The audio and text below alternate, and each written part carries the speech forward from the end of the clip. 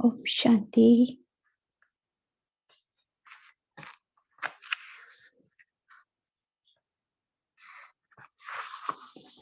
आज बाबा के महावाक्य हैं 18 जून 1971। आज बाबा अलौकिक ड्रिल बच्चों को सिखा रहे हैं कि कैसे और कितनी तरह के अलौकिक ड्रिल्स कर सकते हैं और उससे क्या बेनिफिट होता है। तो बाबा आज बुद्धि की अलौकिक ड्रिल के बारे में बता रहे हैं। आज के महावाक्य बहुत थोड़े से हैं लेकिन बहुत पावरफुल हैं। इन छोटे से महावाक्यों के साथ हम प्रैक्टिस करेंगे इन बिटवीन कि अलौकिक ड्रिल्स क्या क्या होती हैं और कैसे कैसे हम कितनी कितनी तरह की अलौकिक ड्रिल कर सकते हैं। बाबा ने कहा आज आवाज से परे रहना अच्छा लगता है। वह आवाज में रहना अच्छा लगता है। आवाज से परे रहना अच्छा लगता है। अब इसके ऊपर चिंतन करो कि आवाज से परे हम कब कब होते हैं, कितना समय आवाज से परे रहते हैं। एक है मुख का मौन, एक है मन का भी मौन। तो दोनों भी हम कितना अभ्यास करते हैं। मन का मौन कितना 24 घंटे में कितना समय हो पाता है। 8 घंटे भी नींद है और वो नींद भी कैसी है, डीप स्लीप की स्टेज है या उसमें भी स्वप्न चलते हैं। ये चेकिंग करो कि कितना मन का मौन है और कितना मुख का मौन हो पाता है। वह आवाज में रहना अच्छा लगता है। पहले तो बाबा प्रश्न करते हैं चॉइस क्या है। जहां तक योगी बच्चों की बात है तो उन्हें आवाज से परे रहना ही अच्छा लगता है। उन्हें हमेशा अपनी अतीन्द्रिय सुख की स्थिति में स्थित रहना, वाणी से परे रहना, इंद्रियों से परे रहना, आवाज से परे रहना अच्छा लगता है। असली देश व असली स्वरूप में आवाज है। बाबा पूछते हैं असली देश कौन सा है। बच्चों का असली देश कौन सा है? देवश्री बहन, असली देश कौन सा है? परम धाम। परम धाम। क्या वहां पर आवाज है? नहीं दीदी, नहीं है ना। और बाबा कहते हैं असली स्वरूप। असली स्वरूप क्या है? बिंदु स्वरूप, शांत। बिंदु स्वरूप, आत्मिक स्वरूप। तो निराकारी स्थिति में जब स्थित होते हैं तो आवाज नहीं होता है। तो बाबा कहते हैं जब अपने असली स्थिति में स्थित हो जाते हो तो आवाज से परे स्थिति अच्छी लगती है ना। अब इसमें बताओ, आंसर करो। जब अपने असली स्थिति में स्थित होते हो, स्थित होते जाओ। जैसे जैसे बाबा के महावाक्य सुनते हैं वैसे वैसे अपनी अवस्था बनाओ कि जब अपनी असली स्थिति में स्थित हो जाते हो तो आवाज से परे, क्योंकि आत्मिक स्थिति में आते ही क्या है, आवाज से परे हो जाएंगे। तो बाबा कहते स्थिति अच्छी लगती है ना। कितनों को अच्छी लगती है आवाज से परे रहना। बाबा कहते हैं ऐसी प्रैक्टिस हर एक कर रहे हो और कितना समय करते हो। बहुत इंपॉर्टेंट है कि बच्चे करते हैं लेकिन कितना समय करते हैं। ये चेकिंग करो कि हमारी प्रैक्टिस कितना समय चलती है। जब चाहे, जैसे चाहे वैसे ही स्वरूप में स्थित हो जाएं। ये बहुत इंपॉर्टेंट आ गया। एक है अपनी आत्मिक स्थिति में स्थित रहना, आवाज से परे रहना कि आप सबके बीच में बैठे हैं। एक है अमृत वेला करते हैं, एकांत में बैठते हैं। एक है सबके बीच में बैठकर एकांत में हो जाना, जहां शोर है, जहां पार्टी चल रही है, जहां बेहद का शोर है और आपका मन मौन है। आपको कुछ भी नहीं, वो आवाजें भी सुनाई नहीं देती और उन आवाजों की हलचल से भी, उस शोर से भी आप पर एक शांत स्थिति में स्थित हैं। उसका इरिटेशन भी ना हो कि आवाज क्यों आ रही है।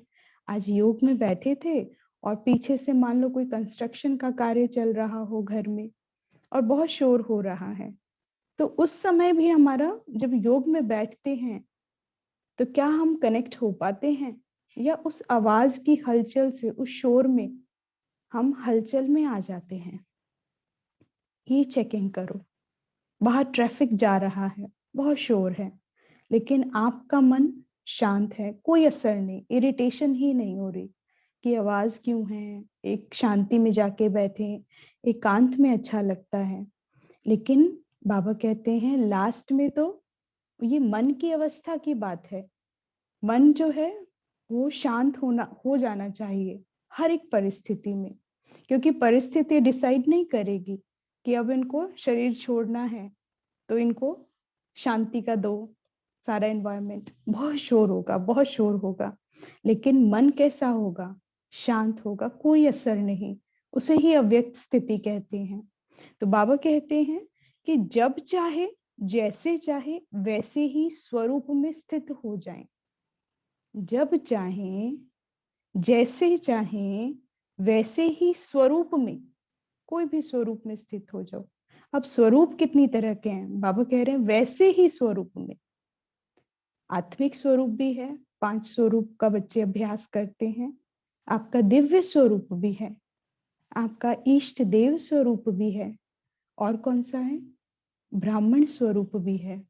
अगर अभी भी साकार में बैठे हो तो कितना आपको स्मृति रहती है कि मैं भगवान की संतान हूँ, मैं बाबा का बच्चा हूँ, मैं शिव का संदेश देने के लिए अवतरित हुआ हूँ। ये भी एक स्वरूप है, ब्राह्मण स्वरूप है। तो बाबा कहते हैं निराकारी स्थिति है, निराकार स्वरूप है आपका। और कौन सा है? फरिश्ता स्वरूप भी है। तो 5 तरह के स्वरूप हैं। जब चाहे, जैसे चाहे, उसी स्वरूप में उतना समय तक, अगर आप चाहें सारा दिन आज मुझे फरिश्ता बनकर रहना है, भोजन करते हुए भी उस समय मेरी स्थिति क्या हो? फरिश्ता स्वरूप हो। तो बाबा कहते हैं जब चाहे, जैसे चाहे वैसे ही स्वरूप में स्थित हो जाए। अभी महावाक्य सुन रहे हैं तो कौन सा स्वरूप में स्थित होकर सुनना चाहेंगे? क्या साकार में? ये चेक करना जब तक महावाक्य बाबा के चलेंगे। ये अपने आप में बहुत बड़ी ड्रिल है कि बाबा के महावाक्य चल रहे हैं, बाबा मुरली सुना रहे हैं, मेरी उस वक्त स्थिति क्या है, मेरा स्वरूप कौन सा है? मैं स्टूडेंट हूँ शिव बाबा का। तो उस निराकार स्थिति में भी ये स्वमान भी याद रहे कि मैं शिव बाबा का स्टूडेंट सुन रहा हूँ, मैं आत्मा इन कानों से सुन रही हूँ, या मैं फरिश्ता सुन रहा हूँ। और जितना समय चाहे इस स्वरूप में स्थित हो जाए। ये भी फिर चेक करना कितनी देर अवस्था रहती है, टाइम नोट करो, और कब कब बीच में डिस्ट्रैक्ट होते हो वो टाइम भी नोट करना। तो अपने आप जज कर सकेंगे कि कितना देर हम, जो बाबा कहते हैं, उस अवस्था में स्थित होते हैं, उस स्वरूप में स्थित हो सकते हैं, और कितना समय हम उसमें टिके हुए हैं। तो बाबा कहते हैं जैसे योद्धे जो युद्ध के मैदान में रहते हैं। अब बाबा हमें एग्जाम्पल देके बता रहे हैं कि कितना समय उस स्वरूप में स्थित हो सको, जब चाहे, जैसे चाहे। ऐसे कौन कर सकते हैं? ऐसे आर्मी में ट्रेनिंग दी जाती है, उनको ड्रिल्स कहते हैं उनकी। तो बाबा कहते हैं जैसे योद्धे जो युद्ध के मैदान में रहते हैं, उन्हों को जब भी जैसा ऑर्डर मिलता है वैसे करते ही जाते हैं। शुरू शुरू में जब नए नए कैंडिडेट्स वहां पर आते हैं ना, ज्वाइनिंग होती है, तो शुरू में हैबिट नहीं होती है, तो उनके हाथों में दर्द, पैरों में दर्द, इतनी रनिंग एक्सरसाइज कराते हैं, अनेक तरह की ड्रिल्स कराते हैं। लेकिन धीरे धीरे धीरे वो फ्लेक्सिबिलिटी आने लगती है। वो पेन तो होता है, वो दर्द तो होता है, लेकिन उसको फिर सहन करते करते वो हिस्सा फ्लेक्सिबल हो जाता है। और फ्लेक्सिबिलिटी होती है तो फिर क्या है, बाद में थकावट नहीं होती, फिर पेन नहीं होगा। फिर जितना समय उस स्थिति में, उस जो ड्रिल करते हैं, वो एक्सरसाइज करते हैं, वो जो पोस्चर अटेन करते हैं, या वो जो रनिंग कर रहे हैं, फिर वो लंबे काल का अभ्यास हो जाता है उनका, और उन्हें थकावट नहीं होती है। तो बाबा भी हमें वही सिखा रहे हैं कि ऐसे ही रूहानी वॉरियर्स को भी जब और जैसा डायरेक्शन मिले वैसे ही अपनी स्थिति को स्थित कर सकते हैं, क्योंकि मास्टर नॉलेजफुल भी हो, ज्ञान भी है हमें, क्योंकि ज्ञान के सागर की संतान है। तो बाबा कहते हैं मास्टर नॉलेजफुल भी हो, क्योंकि ड्रिल करने की वो समझ आ गई है, कैसे वो युक्ति पता चल गई है, वो ट्रिक समझ में आ गई है, वो विधि समझ में आ गई है। तो बाबा कहते हैं ये सारा क्या है, ज्ञान है किसी भी ड्रिल को करने की। तो फरिश्ता कौन बन सकेगा, कितना समय उस स्थिति में स्थित हो सकेगा, जो फरिश्ता की परिभाषा को जान गया है, जो समझ गया है फरिश्ते कौन होते हैं। तो बाबा कहते हैं फिर नॉलेजफुल भी हो और मास्टर सर्वशक्तिवान भी हो। फिर बाबा दूसरा कह रहे हैं कि भगवान क्या है, सर्वशक्तिवान है, तो उसकी संतान भी कैसी है, सर्वशक्तिवान की संतान, मास्टर सर्वशक्तिवान। तो ज्ञान भी और शक्तियां दोनों चीजें चाहिए। जितना लंबा समय उस स्वरूप में, उस अवस्था में, उस ड्रिल में धनुर्धर बन जाए। तो बाबा कहते हैं तो दोनों ही होने कारण एक सेकंड से भी कम समय में जैसी स्थिति में स्थित होना चाहे उस स्थिति में टिक जाएं।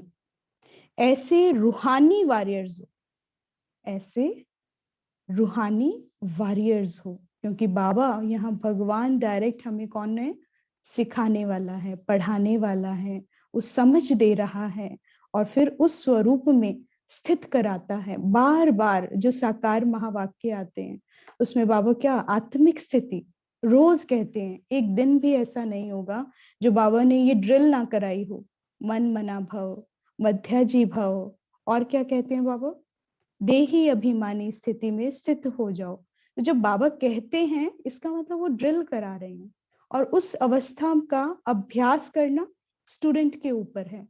जितना समय हम उस स्वरूप में स्थित होंगे फिर उसमें फ्लेक्सिबल हो जाएंगे, फिर हमें फिर परेशानी नहीं होगी, परिस्थिति कैसी भी हो तो अभ्यास इतना हो जाएगा कि परिस्थिति कितनी भी मुश्किल हो उसमें भी आप अपने स्वरूप में स्थित हो जाएंगे। और जितना स्वरूप में स्थित होंगे, स्वमान में स्थित होंगे, तो परिस्थिति के ऊपर आप हावी हो जाएंगे। ये बाबा के वरदान हैं। तो बाबा कहते हैं ऐसे हैं रूहानी वॉरियर्स, तो ऐसे बने हो उसके लिए क्या करना है, जितना समय जब चाहे जैसे चाहे जितना समय उस स्वरूप में स्थित होने का अभ्यास हो। तो ये प्रैक्टिस बढ़ानी है। बाबा कहते हैं अभी अभी कहा जाए, अभी ड्रिल करा रहे हैं बाबा, तो सभी तैयार हो ना एक प्रैक्टिस करने के लिए। जो जहां है उस अवस्था में आराम से बैठ जाओ। अब ड्रिल करेंगे, एक्सरसाइज करेंगे। ये मेंटल एक्सरसाइज है, फिजिकल एक्सरसाइज नहीं है। तो बाबा कहते हैं अभी अभी कहा जाए परम बन जाओ। तो ऐसी प्रैक्टिस है जो कहते ही इस देह और देह के देश को भूल अशरीरी परम धाम निवासी बन जाओ। चलो करो अभ्यास, 1 सेकंड में परम धाम निवासी बन जाओ।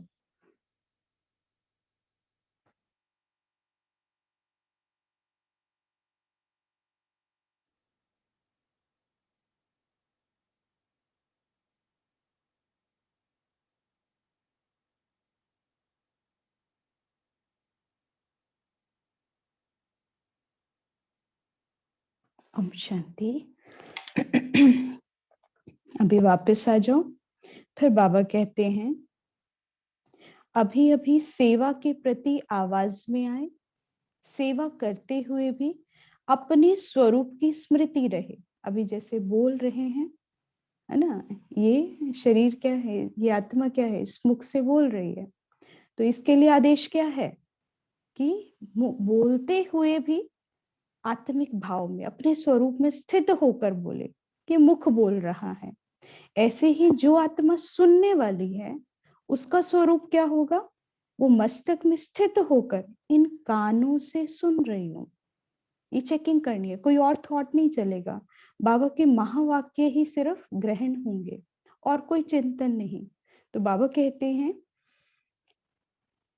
सेवा के लिए अभी अभी आवाज में आए, अपने स्वरूप की स्मृति भी रहे, ऐसे अभ्यासी बने हो, ऐसा अभ्यास हुआ है। वह जब परम धाम निवासी बनने चाहे तो परम धाम निवासी के बजाय बार बार आवाज में आ जाए। जब हमने स्वरूप डिसाइड कर लिया, कहाँ जाना है, कितना समय उस स्थान पर रहना है, तो बाबा कहते हैं फिर कुछ भी हो जाए आपने हिलना नहीं है। ऐसा नहीं कि बोल रहे हैं मैं परम धाम निवासी, लेकिन हैं कहाँ के, स्थूल निवासी बने हुए हैं, यहीं पर ही बैठे हुए दूसरी आत्माओं को देख रहे हैं। इस देह और देह की दुनिया में चिंतन चल रहा है। बोला क्या है, मैं परम धाम निवासी, लेकिन स्मृति क्या है, साकारी दुनिया की। ऐसा तो नहीं है, आवाज में तो नहीं आ जाते। ऐसा अभ्यास तो नहीं करते हो, बाबा पूछते हैं। अपनी बुद्धि को जहां चाहो वहां 1 सेकंड से भी कम समय में लगा सकते हो। कहा और स्थित हो गए। बोला परम धाम निवासी, बल्कि बोलने से भी पहले ही क्या हो जाएंगे, परम धाम बनना शुरू हो जाएगा और वहीं स्थित होते चले जाएंगे। तो बाबा कहते हैं 1 सेकंड में पहुंच जाओ। इससे ज्यादा समय तो नहीं लगता। 1 सेकंड कितना होता है सोचो। तो उसके लिए अभ्यास चाहिए, और कितना समय उसमें टिक पाते हैं, वहां की स्थिति रहती है, वहां की याद रहती है। तो बाबा कहते हैं ये लंबे काल का अभ्यास होगा। जितना धीरे धीरे रोज प्रैक्टिस करेंगे तो फिर अपनी चॉइस होगी हम कहाँ कितना समय रुक पाते हैं। तो बाबा कहते हैं ऐसा अभ्यास हुआ है। मास्टर एलमाइटी अथॉरिटी अपने को समझते हो। अभी दूसरा बाबा एक और बता रहे हैं कि मास्टर एलमाइटी अथॉरिटी। अभी परमधाम निवासी बोला बाबा ने, ये रूहानी ड्रिल कराई। फिर अब बाबा स्वमान भी बता रहे हैं साथ में कि परमधाम निवासी कौन है, एलमाइटी अथॉरिटी की संतान है। तो अपने को मास्टर एलमाइटी अथॉरिटी, क्योंकि भगवान कैसे हैं, सर्वशक्तिवान है, उनके अंदर इतनी शक्तियां हैं, वो जब चाहे जितना समय चाहे वहां रुक सकते हैं। बाबा ने आया, हमें पढ़ाया, खिलाया, बैठकर हर कार्य करके दिखाया, बच्चों को समझाया, पिता भी बना, है ना, हर चीज बाबा ने करके दिखाई है। तो बाबा कहते हैं ऐसे ही आपके अंदर भी अथॉरिटी होनी चाहिए। हमें सर्व अधिकार है भगवान की शक्तियों के। तो बाबा कहते हैं अपने को ऐसा समझते हो, जब एलमाइटी अथॉरिटी भी हो तो क्या अपनी बुद्धि की लगन को अथॉरिटी से जहां चाहे वहां नहीं लगा सकते। पहले तो अपने मन पर ही नियंत्रण चाहिए, उसके ऊपर ही अथॉरिटी चाहिए कि वो कहाँ और कितना समय रुक सकता है। तो बाबा कहते हैं कि इतना भी स्मृति नहीं, या इतनी भी अभी तक बुद्धि के ऊपर लगाम नहीं डाली है कि वो अपनी जहां चाहे वहां रुक जाए। अथॉरिटी के आगे यह अभ्यास मुश्किल है व सहज है। बाबा कहते हैं जहां अथॉरिटी बैठी है तो वहां पर क्या कोई भी अभ्यास मुश्किल होगा या सहज होगा। जिसके ऊपर कमांड है, हर शक्ति को जानने वाला है, हर ड्रिल को जानता है। क्योंकि बाबा सिखाने वाला है तो बच्चे भी क्या है, सीख चुके हैं। अब वो भी क्या है, मास्टर शिक्षक हो चुके हैं। इसलिए बाबा क्या कहते हैं, टीचर्स क्या सुनते हैं, ध्यान से समझते हैं, सिखाते हैं।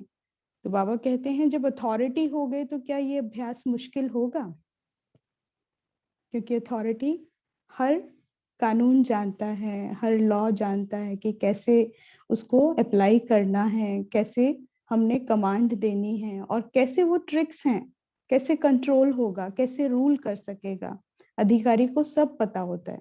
तो बाबा कहते हैं जब अधिकारी हो गए, और अधिकारी कौन होते हैं, यहाँ पे कौन से अधिकारी की बाबा बात करते हैं, जो स्वराज्य अधिकारी है, जिसका स्व पर यानी अपने मन पर नियंत्रण हो जाता है। फिर वो क्या है, बाबा कहते हैं फिर वही विश्व राज्य अधिकारी बनते हैं, जो खुद पर कंट्रोल कर लेगा, खुद पर रूल कर लेगा। इन आंखों को, इस मुख को, इन कानों को, हर कर्मेंद्रिय को कैसे यूज करना है, कैसे और कितना चलाना है। तो बाबा कहते हैं अथॉरिटी को ये कोई मुश्किल नहीं लगेगा, उसके लिए बहुत सहज है। जैसे स्थूल कर्मेंद्रियों को जब चाहो जहां चाहे वहां लगा सकते हो ना, अभी हाथ को ऊपर व नीचे करना चाहो तो कर सकते हो ना, कर सकते हैं ना। तो जैसे स्थूल कर्मेंद्रियों का मालिक बन जब चाहो कार्य में लगा सकते हो, वैसे ही बाबा कहते हैं जैसे स्थूल कर्मेंद्रियों को यूज करते हो, वैसे ही संकल्प को व बुद्धि को जहां चाहे लगाना चाहो वहां लगा सकते हो। इसको ही ईश्वरीय अथॉरिटी कहा जाता है। तो आज बाबा ने स्वमान को क्लियर करा है। जब अलमाइटी अथॉरिटी कहते हैं केवल बोलना नहीं है, तो बाबा कहते हैं वो उसका अर्थ क्या है कि जब चाहो, जितना चाहो, जैसे मर्जी चाहो, जहां लगाना चाहो वहां लगा सकते हो। तो बाबा कहते हैं जो बुद्धि की लगन भी ऐसे ही सहज जहां चाहो वहां लगा सकते हो। बुद्धि की लगन, ये नहीं दिल कर कोई कर्म करना है, हमें कोई विशेष प्रायोरिटी वाला कार्य बाकी है, लेकिन हमारी बुद्धि कहाँ जा रही है, कहीं और जा रही है। कोई हैबिट्स हैं, कोई पुरानी आदतें हैं, वो खींच रही हैं हमें। लेकिन करना क्या है, बाबा को याद करना है या कोई ईश्वरीय सेवा करनी है। अगर उसे छोड़कर बुद्धि कहाँ जा रही है, कहीं और जा रही है, तो बाबा कहते हैं कि अभी इतना भी रूल और कंट्रोल नहीं हुआ है। क्या इसे ईश्वरीय अथॉरिटी कहेंगे, अलमाइटी अथॉरिटी कहेंगे? जैसे स्थूल हाथ पांव को बिल्कुल सहज रीति जहां चाहो वहां चलाते हो व कर्म में लगाते हो। इस शरीर को लगाना, हर कर्मेंद्रिय को कर्म में लगाना बहुत आसान और सहज हो गया है। तो बाबा कहते हैं ऐसे ही मन और बुद्धि को भी जब चाहे, जैसे चाहे, जहां चाहे, जितना समय चाहे लगा सको। क्या ऐसे अभ्यासी हुए हो? ऐसे अभ्यासी को ही मास्टर सर्वशक्तिवान व मास्टर नॉलेजफुल कहा जाता है। अब इसके साथ साथ बाबा ने एलमाइटी अथॉरिटी को तो क्लियर ही किया, और साथ में बाबा उसको और डिटेल में क्लियर कर रहे हैं। जब आप कहते हैं मैं मास्टर नॉलेजफुल हूँ, मास्टर ज्ञान का सागर हूँ, मैं मास्टर सर्वशक्तिवान हूँ, ये केवल स्वमान लेना और मुख से बोलना नहीं है। बाबा कहते हैं इसको समझना भी जरूरी है कि इस पावर को कैसे यूज कर सकते हो, इसका अर्थ क्या है। तो बाबा जी उसका अर्थ क्लियर कर रहे हैं कि बहुत सहज हो जाएगा इस मन और बुद्धि पर नियंत्रण। तो बाबा कहते उन्हें ही मास्टर सर्वशक्तिवान, मास्टर नॉलेजफुल कहा जाएगा। अगर यह अभ्यासी नहीं है तो मास्टर सर्वशक्तिमान व नॉलेजफुल नहीं कह सकते हैं। नॉलेजफुल का अर्थ ही है जिसको फुल नॉलेज हो कि इस समय क्या करना है। हर समय हमें हमारा स्केड्यूल, हमारा टाइम टेबल तैयार हो कि कौन से समय मुझे क्या करना है। योग का भी समय है, ज्ञान का भी बाबा ने समय बताया, कर्म योग का भी समय बताया, ईश्वरीय सेवाओं का भी बताया, कब कैसे। पूरा दिनचर्या बाबा ने पूरा चार्ट हमें बता चुके हैं कि कैसे बनाओ। अगर कोई बिजनेसमैन है तो वो कैसे अपना चार्ट तैयार करे, कोई गृहस्थ में है तो वो कैसे अपना चार्ट तैयार करे, कोई स्टूडेंट है तो वो कैसे चार्ट तैयार करेगा, और जो ईश्वरीय स्टूडेंट है उसका चार्ट कैसे होना चाहिए। तो बाबा ने हर चीज बताई है। तो बाबा कहते हैं कि जिसको पता नॉलेज होगी कि किस समय हमें क्या करना है या क्या नहीं करना है, इसका लाभ क्या है और ना करने से क्या हानि है।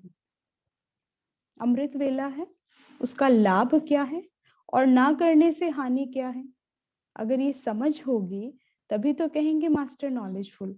अगर अमृत वेला बोलते हैं और उठ भी जाते हैं लेकिन हमें उसकी पहचान ही नहीं है कि करना क्या है, हमारी रिस्पॉन्सिबिलिटी क्या है, अमृत वेला उसकी इम्पोर्टेंस क्या है, नहीं कर रहे हैं, तो बाबा कहते क्या नॉलेजफुल कहेंगे।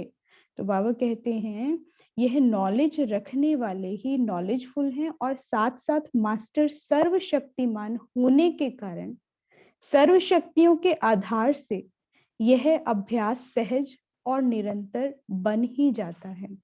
कई बार क्या है, नॉलेज तो हो जाती है, लाभ हानि भी पता है, लेकिन शक्तिहीन होती हैं आत्माएं, उनके अंदर ताकत नहीं होती कि वो कार्य कर सके, उस लाभ का हम उठा लें। लेकिन बाबा कहते हैं जो मास्टर सर्वशक्तिवान भी साथ साथ होगा, जिसको अपनी शक्तियों की भी पहचान होगी, तो फिर क्या है, वो फिर उसके लिए सहज हो जाएगा, हर कार्य को करना इजी हो जाएगा। तो बाबा कहते हैं और निरंतर भी बन जाता है। सहज जिसके लिए हो जाएगा तो उसका निरंतर वो अभ्यासी भी होने लगता है। तो समझ, ज्ञान भी चाहिए, पूर्ण ज्ञान चाहिए, और दूसरा शक्तियां भी चाहिए। अष्ट शक्तियां बाबा ने बताई है ना, तो वो अष्ट शक्तियों की भी स्मृति हो, कैसे वो शक्तियां हमारी विस्तार में जा सकती हैं, बढ़ सकती हैं, वो सारा बाबा ज्ञान देते हैं। लास्ट पढ़ाई का कौन सा पार्ट है और फर्स्ट पार्ट कौन सा है? लास्ट कौन सा है और फर्स्ट पार्ट कौन सा है? पहला कौन सा है और आखिरी कौन सा है? अपने को आत्म निश्चय करो। पहला पाठ क्या है कि मैं आत्मा हूं, और लास्ट क्या है? स्मृति स्वरूप बनना, नष्टो मोहा।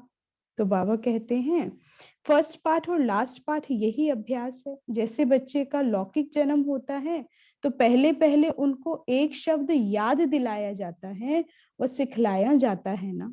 यहाँ भी अलौकिक जन्म लेते पहला शब्द क्या सीखा है बच्चों ने? पहला शब्द क्या सीखा है? बाबा कह रहे हैं सबको आएगा। पहला शब्द क्या है? मैं कौन हूँ। मैं आत्मा। मैं कौन हूँ। सबने यही सीखा, लेकिन बाबा कहते हैं बाप को याद करो।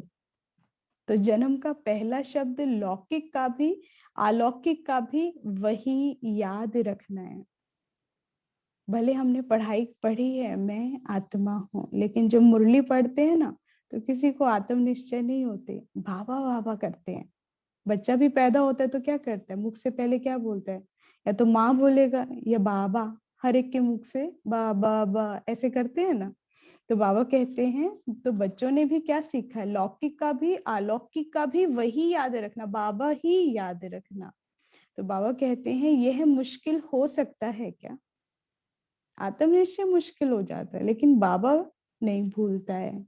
जैसे कोई कहेगा बाबा तो बड़ी खुशी से सबके चेहरे पे मुस्कान आ जाती है। हाँ बाबा को याद करना, बाबा याद है, सभी कहेंगे हाँ बाबा याद है। लेकिन कहो आत्मनिश्चय हो, फिर सभी सोच में पड़ जाएंगे, नहीं आत्मनिश्चय तो नहीं है। लेकिन किसी से भी पूछो शिव बाबा याद है, सब क्या कहते हो? हाँ याद है। तो बाबा कहते हैं यही याद रखना है, अपने आप को ड्रिल करने का अभ्यास नहीं डालते हो। यह है बुद्धि की ड्रिल। तो बाबा बुद्धि की आज ड्रिल्स बता रहे हैं कि कैसे कैसे बुद्धि की ड्रिल करनी है। यहाँ भी बाबा क्या कह रहे हैं? बाबा याद रखो, और पहली ड्रिल भी क्या बाबा ने कराई है? मैं परम धाम निवासी हूँ, अपने घर में बैठा हूँ, है ना। और भी अनेक तरह की ड्रिल्स हैं, 5 स्वरूप हैं, 5 स्वरूपों में एक एक स्वरूप में टिकना, एक एक अपने आप में ड्रिल है। रोज 5 स्वरूप का अभ्यास करो। एक स्वरूप को उठाओ और पूरा दिन कि आज हमने पहले स्वरूप का अभ्यास करना है। फिर अनादि स्वरूप हो गया, नेक्स्ट डे क्या करो कि आज चेकिंग करो कि आदि स्वरूप में कितना टिका। फिर तीसरा देखो कि इष्ट देव इस स्वरूप में टिकना है। चौथे दिन पूरा दिन अभ्यास और कैलकुलेशन के साथ कि सुबह में कितनी देर इस अवस्था में स्थित हुआ। 4 से पौने 5 का समय है अमृत वेला, इस समय में कितनी देर अनादि स्वरूप में था।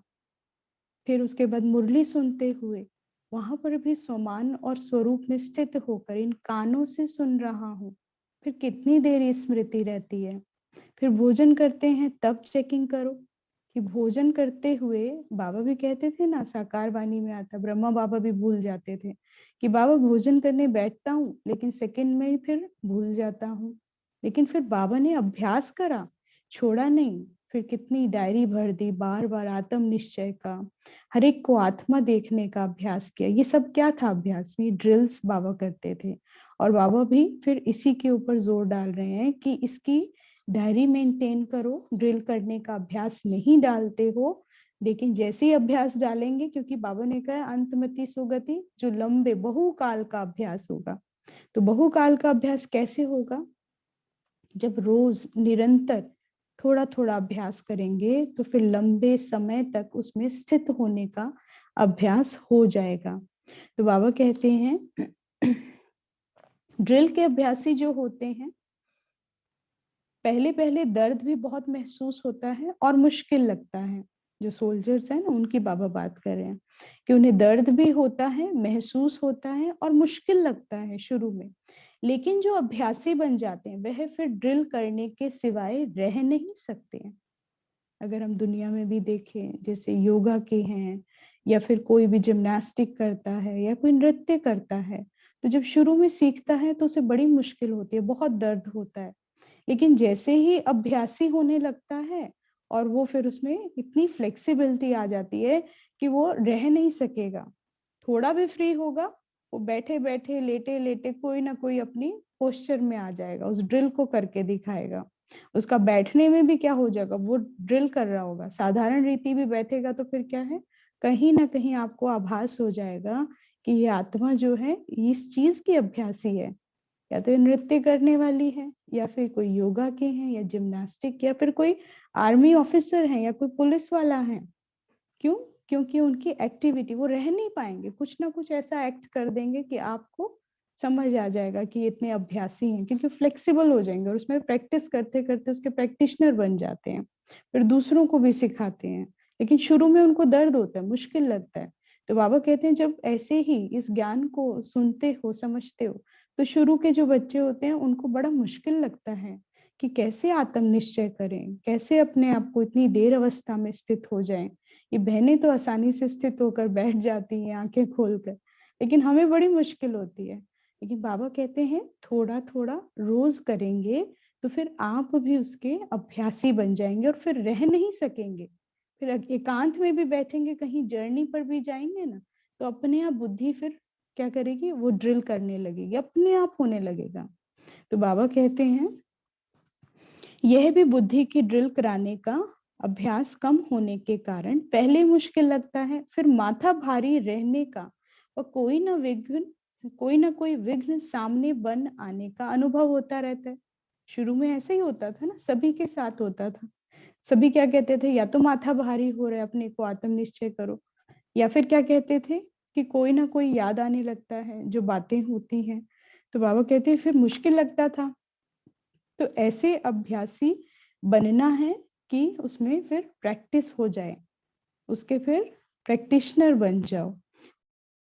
के सिवाय राज्य भाग्य की प्राप्ति होना मुश्किल है, क्योंकि हमारा लक्ष्य क्या है, हम विश्व राज्य अधिकारी बनने का अभ्यास कर रहे हैं, उसी की तैयारी चल रही है, वही हमारा लक्ष्य है। तो बाबा कहते हैं तो अगर इसका अभ्यास नहीं होगा, ऐसे ड्रिल्स नहीं करोगे, बहुकाल का अभ्यास नहीं होगा, क्योंकि नारायण को सिमरन करना है। बाबा कहते दो ही है ना तुम्हारे लक्ष्य, अल्लफ याद रहे और बे यानी बादशाही। एक तो अपने को आत्मा समझना है और दूसरा अपना लक्ष्य भी स्मृति में रहे कि मैं श्री नारायण श्री लक्ष्मी बनने वाला हूँ। जब इन दोनों बातों का अभ्यास रहेगा, अल्लफ और बे का बहुकाल का अभ्यास रहेगा, तब ही अंतमति सो गति होगी, यानी तब ही विश्व राज्य अधिकारी बनेंगे। लेकिन अगर अंत में सारी जिंदगी अभ्यास करते रहे, प्रैक्टिस करते रहे और ढंग से नहीं करी, कहीं चूक हो गई, तो फिर क्या है, अंत में जब परीक्षा आएगी तो वो बातें जो व्यर्थ समय गवाया, थोड़ा भी गवाया, तो वो स्मृति में आ जाएगा और फिर वहीं पर क्या हो जाएंगे, फेल हो जाएंगे। तो बाबा कहते हैं इतनी आसानी से राज्य भाग्य की प्राप्ति नहीं होगी, बहुत मुश्किल है। लेकिन जो अभ्यासी है, निरंतर योगी है, तो उसके लिए कोई मुश्किल नहीं होगा। उसको नॉलेजफुल होना जरूरी है और मास्टर सर्वशक्तिवान, समझ होनी चाहिए ड्रिल की, इस ज्ञान की कि मुझे कैसे कैसे ड्रिल करनी है, किस किस चीज का और कैसे कैसे कब कब अभ्यास करना है, कैसे स्वमान में स्थित होना है, कब कौन सा स्वमान लेना है, कौन सी परिस्थिति में मेरी अवस्था क्या हो। ये नहीं कि अपनी तो अवस्था खराब करी, जो सामने भी थे उनकी भी अवस्था खराब कर दी, तो फिर बुद्धि में क्या चलेगा सारा दिन, क्या आत्म निश्चय हो पाएंगे, क्या बाबा की स्मृति रह पाएगी, क्या अपने लक्ष्य की स्मृति रह पाएगी कि मैं श्री नारायण श्री लक्ष्मी बनने वाला हूँ। तो वही आत्मा है जिनके साथ जो हम खेल कर रहे हैं, वही स्मृतियों में रहते हैं। तो बाबा कहते हैं सिर्फ बाबा याद रहे। क्या कहते हैं बाबा साकार वाणी में, सिर्फ मुझे याद करो। सिर्फ मुझे याद करने से क्या होगा कि कोई और नहीं स्मृति में आना चाहिए, क्योंकि इस समय कलयुगी आत्माएं हैं, पुरुषार्थी आत्माएं हैं। सबकी अवस्थाएं क्या है, अप एंड डाउन हो रही है, कभी अप है कभी डाउन में है। अपना ही हम सब देखें तो कभी अप है कभी डाउन हो रहे हैं। तो जो हमें याद करेगा, अगर हमारी अप स्थिति है तो उसके पास भी कुछ अच्छा वाइब्रेशन जाएगा, लेकिन अगर हमारी डाउनफॉल है तो फिर वाइब्रेशन कैसा जाएगा जो हमें याद करेगा। तो जिनके साथ हम रोज रहते हैं, मिलते हैं, बातें करते हैं, संबंध संपर्क में आ रहे हैं, तो उस समय भी बाबा कहते हैं कौन सा ड्रिल करो, हर एक को आत्मा देखने का करो।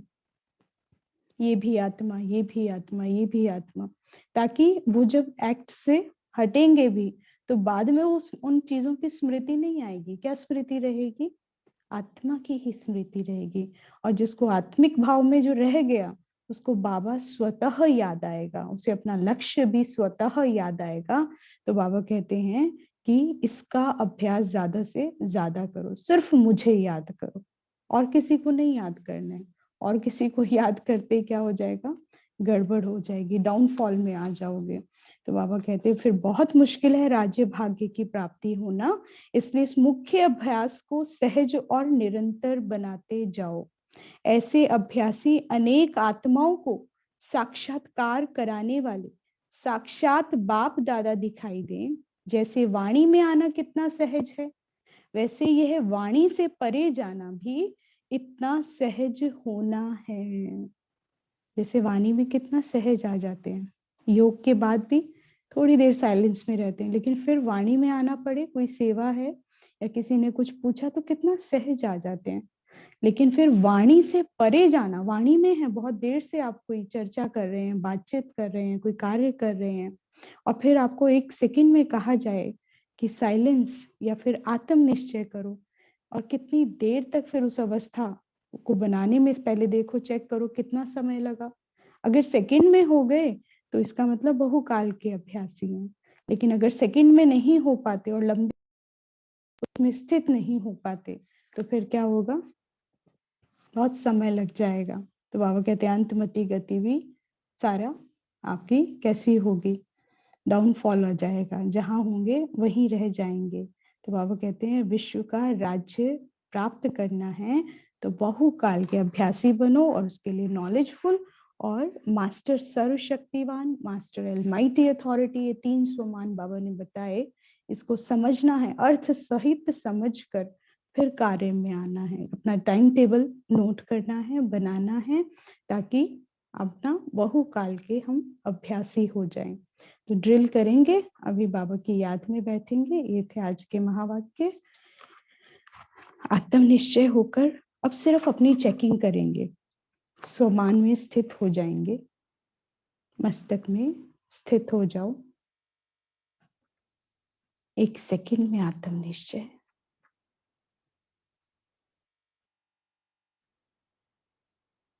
अभी अभी परम धाम निवासी, एक सेकंड में बाबा के पास अपने घर।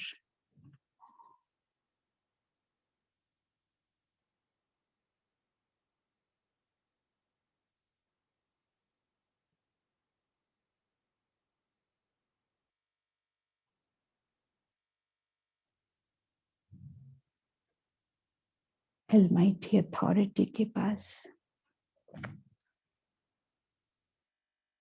बिल्कुल समीप बैठ जाओ, अपने घर में हो। मास्टर अलमाइटी अथॉरिटी,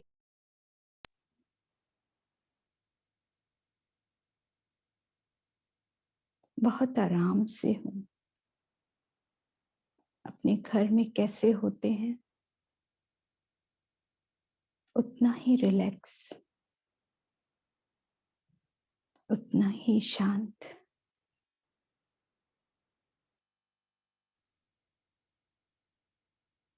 अपने पिता के समीप।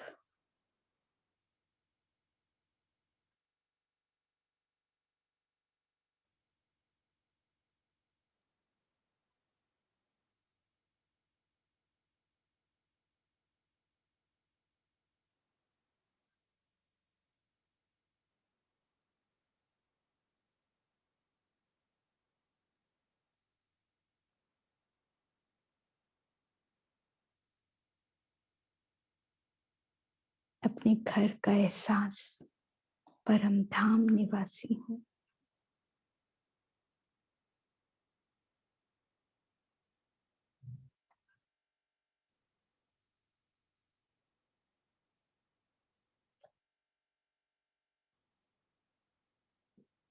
मन की अवस्था को चेक करते जाएं।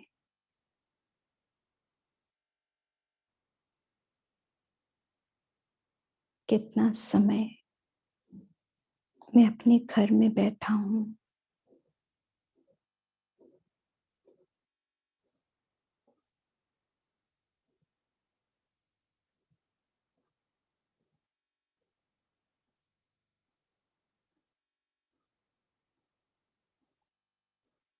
चेक करना।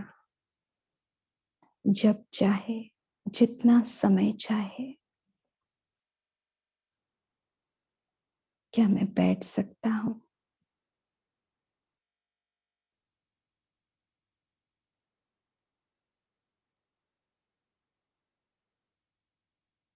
मैं मास्टर नॉलेजफुल हूं,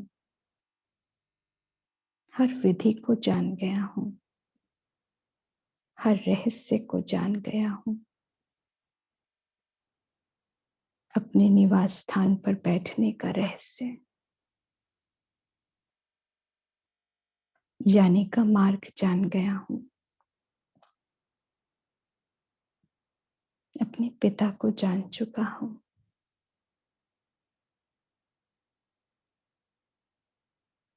मैं मास्टर नॉलेजफुल हूं, अपनी सर्व शक्तियों को जानता हूं। अथाह शक्तियां हैं मुझ में, जितनी पिता में उतनी ही मुझ में। हर कर्तव्य को निभाने की शक्ति को जानता हूं। शक्तियां ग्रहण करने का स्थान मार्ग जानता हूं, और इस समय स्थान पर हूं। सर्वशक्तिवान पिता के सम्मुख हूं। अपनी शक्तियों को भरपूर कर रहा हूं। फुल चार्ज करें अपने आप को बाबा के सम्मुख। अपनी स्वीट होम में हूं। फुल चार्ज कर ले। संपूर्ण सतो प्रधान स्वरूप में सर्व शक्तियों से संपन्न। जैसा पिता वैसी मैं आत्मा।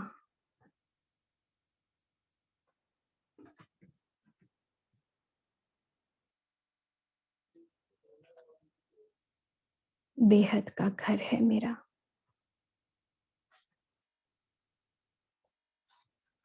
जिसकी तुलना किसी से नहीं हो सकती।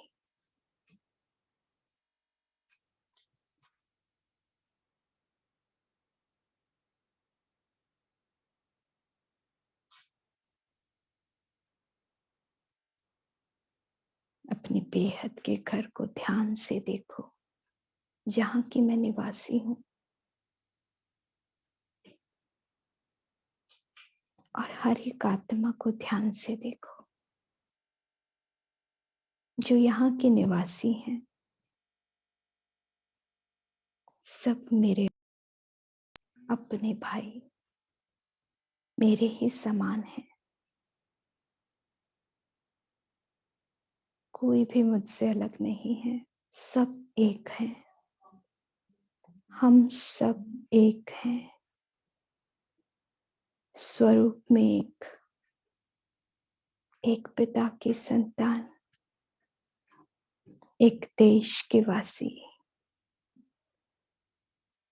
बेहद के घर में हैं।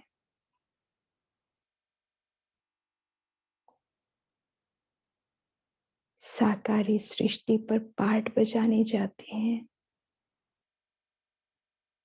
अपने समय अनुसार।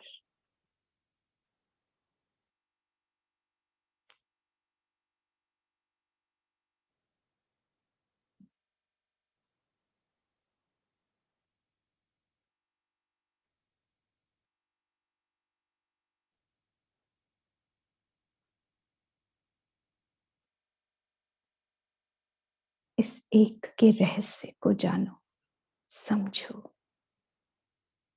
एक होने का महत्व जानो। उस एक के साथ बैठकर उस एक के अंत में चले जाओ। और अनेक शक्तियां ग्रहण करो।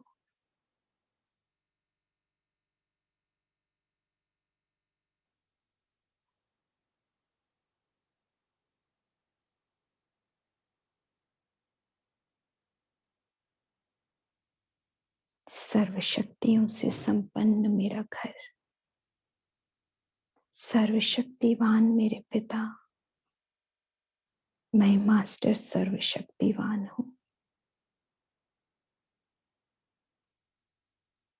आदि मध्य अंत को जानने वाला मैं मास्टर सर्वशक्तिवान।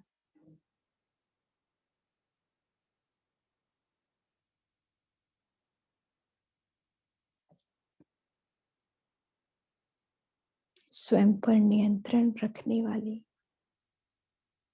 Master Almighty authority. हर एक कर्मेंद्री पर मेरा कंट्रोल है।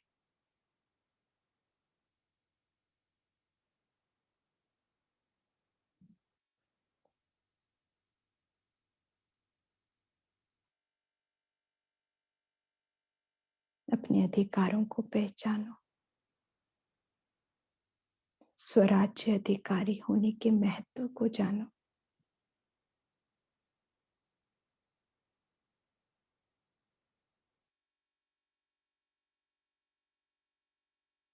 अनेक होते हुए भी हम सभी आत्माएं एक हैं। एक पिता की संतान, एक देश के वासी। मैं परम धाम निवासी हूं।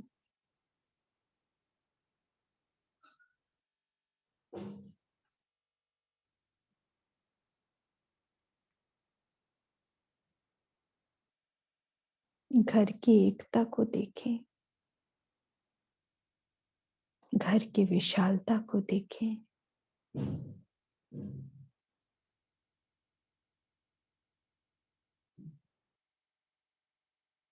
जितना घर, जितना ये पारलौकिक घर विशाल है, बेहद का है, ऐसी ही मेरी सोच बेहद की है। हर हदों से परे मैं बेहद में स्थित हूं। इतने ऊंचे स्थान पर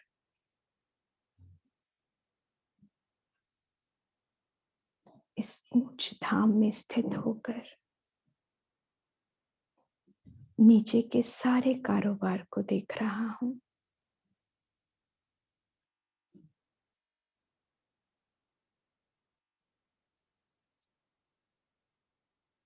और डिटैच होता जा रहा हूं हर कर्म बंधन से।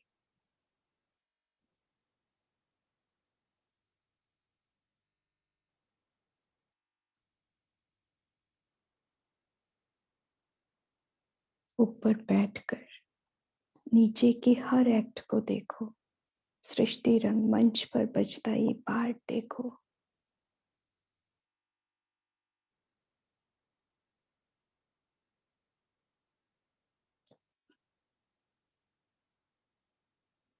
हर आत्मा को नीचे देखो, मेरा अपना भाई है।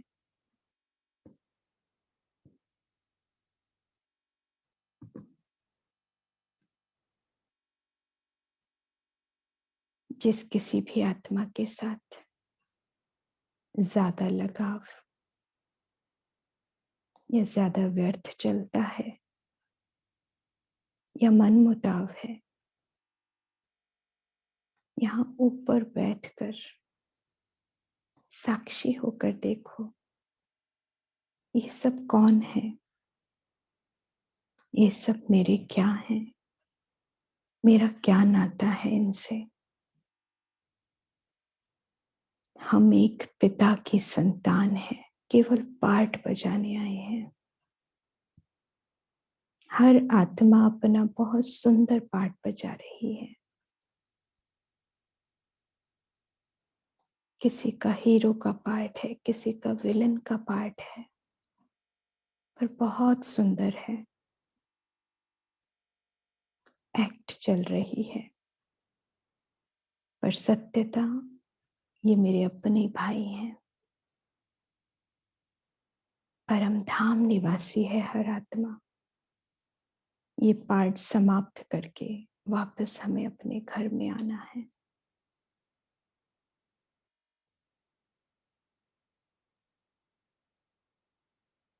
अभी अभी साकारी वतन में आ जाओ। मस्तक के बीचों बीच हर एक कर्मेंद्री पर अपनी कमांड लो।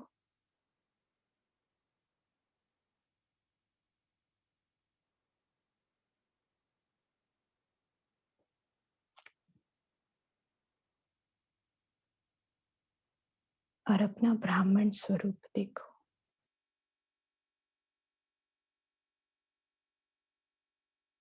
बाप दादा की संतान हो, ईश्वरीय कार्य पर रत हो।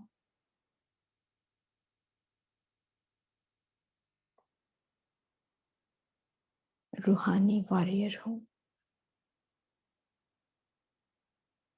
विश्व सेवाधारी हो।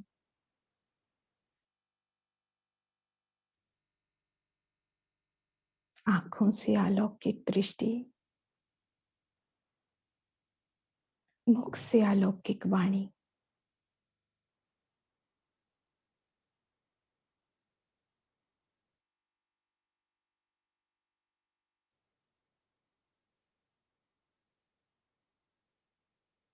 हर कर्मेंद्री के प्रति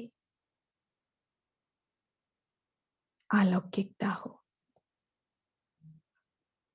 जैसा मैं परम धाम निवासी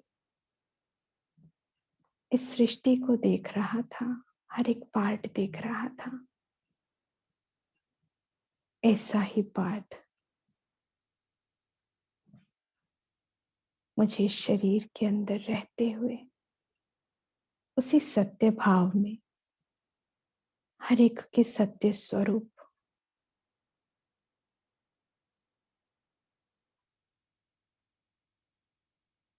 सत्य दृष्टि देनी है। अलौकिक दृष्टि, वृद्धि और कृति, यही मेरी सच्ची सेवा है हर आत्मा के प्रति। उसके आत्मिक भाव को देखना, उसके सत्य स्वरूप को देखना। केवल हर एक मेरा अपना भाई है। हम एक पिता की संतान हैं, एक देश के वासी हैं। बाबा हमें ले जाने आए हैं, फिर से एक करने आए हैं, एक दुनिया में स्थान देने के लिए आए हैं, जहां एक देश होगा, एक भाषा होगी, सब कुछ एक होगा।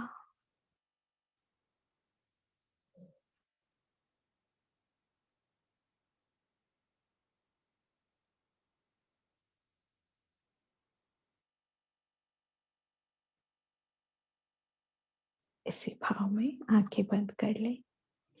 3 बार ओम ध्वनि करेंगे। गहरा लंबा श्वास।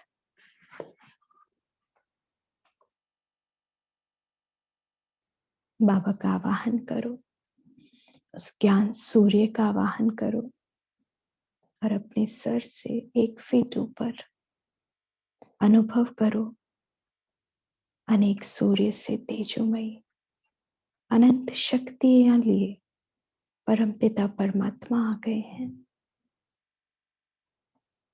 उनके अलौकिक प्रकाश के नीचे मैं आत्मा बैठी हूं,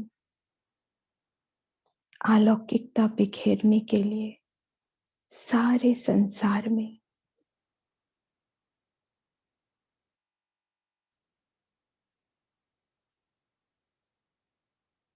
और इस अनहद नाद को 3 बार दोहराएंगे। गहरा लंबा श्वास।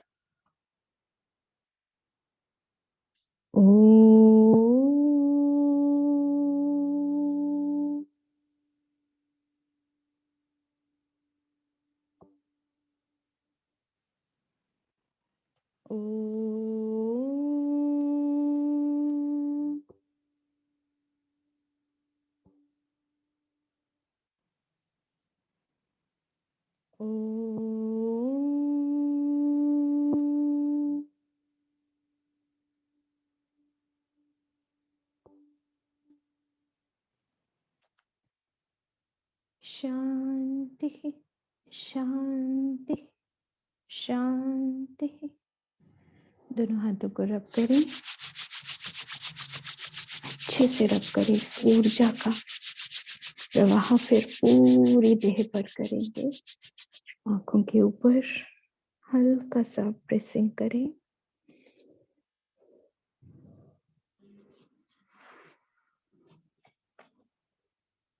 अपने फरिश्ते स्वरूप की अनुभूति के साथ धीरे धीरे आंखें खोलेंगे। आत्म निश्चय करें, हर एक को आत्मा के भाव से देखेंगे। अच्छा, ओम शांति शांति शांति।